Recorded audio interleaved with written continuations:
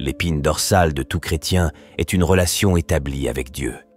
Mais saviez-vous que des recherches montrent que seulement 68% des chrétiens prient quotidiennement, tandis que les 32% restants rapportent qu'ils prient rarement ou jamais? Aujourd'hui, nous découvrirons les événements réels qui se déroulent dans les coulisses lorsque vous ne priez pas. Alors, sans plus tarder, plongeons-nous dedans. Numéro 1. Vous devenez vulnérable aux attaques.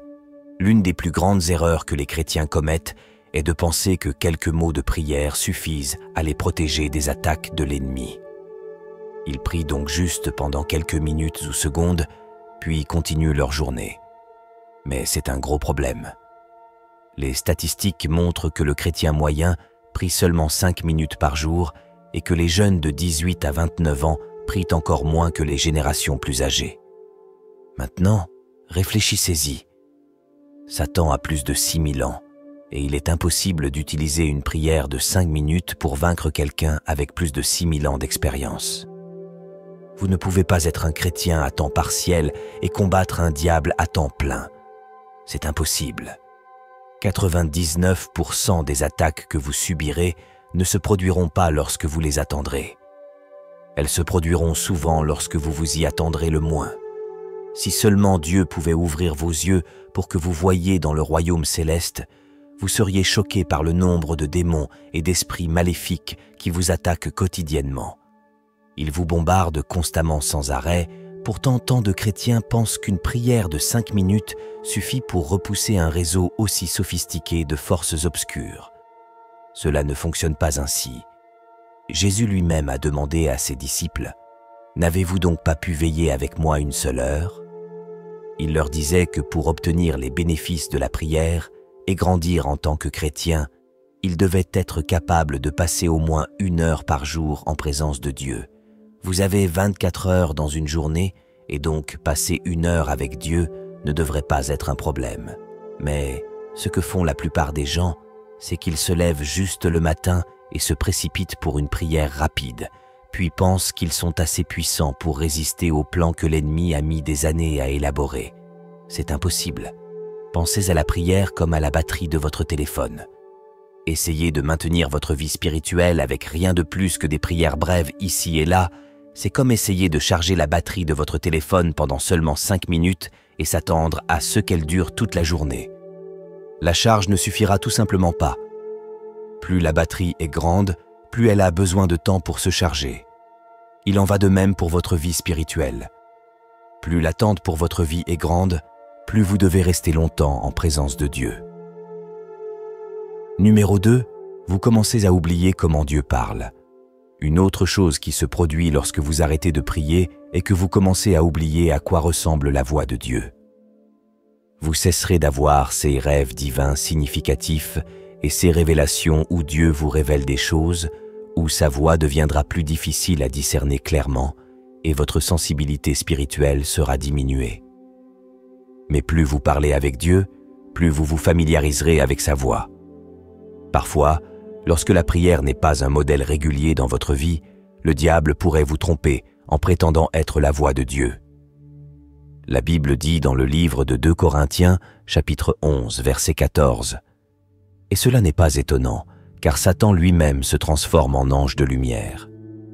Il peut se déguiser en ange de lumière pour tromper les gens et les éloigner de Dieu.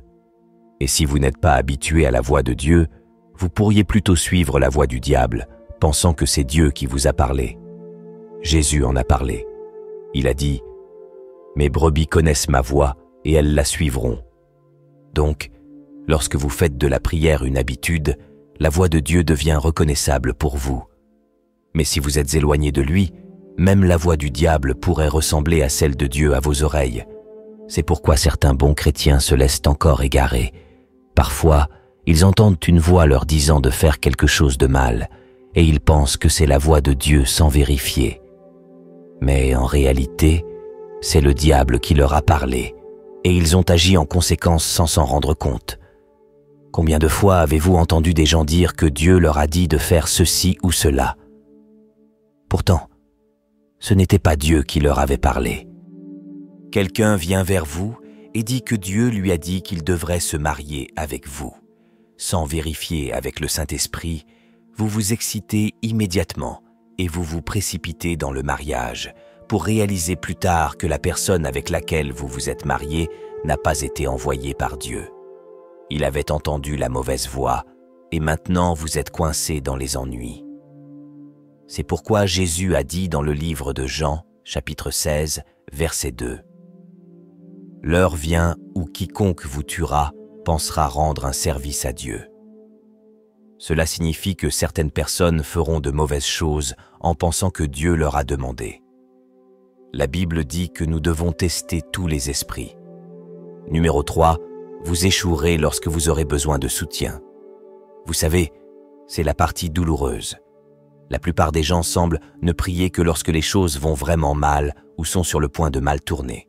Ce sont ce qu'on appelle des prières d'urgence. C'est lorsque quelqu'un vaque à ses occupations quotidiennes sans se soucier, puis soudainement quelque chose de mauvais se produit, et il a alors besoin de toutes les prières du monde. Tout comme quand quelqu'un reçoit une lettre effrayante de son patron disant qu'il pourrait perdre son emploi, alors il commence à prier très fort. Mais ces prières d'urgence ne fonctionnent pas toujours ainsi. Dans le domaine de l'esprit, la prévention vaut toujours mieux que la guérison. Oui, vous ne pouvez pas toujours éviter les attaques spirituelles, mais vous pouvez au moins éviter de devenir une victime des surprises soudaines de l'ennemi. Lorsque vous prenez des vacances de la prière et que le diable frappe, parfois même lorsque vous vous remettez des attaques spirituelles, le diable peut avoir fait tant de dégâts que vous êtes à peine capable de vous relever. Mais si vous avez vécu quotidiennement dans la prière, vous serez toujours prêt pour toute attaque. La force d'une armée ne réside pas seulement dans ses armes, mais aussi dans sa préparation. C'est pourquoi parfois, les gens sortent et ne reviennent pas ou s'endorment et ne se réveillent pas.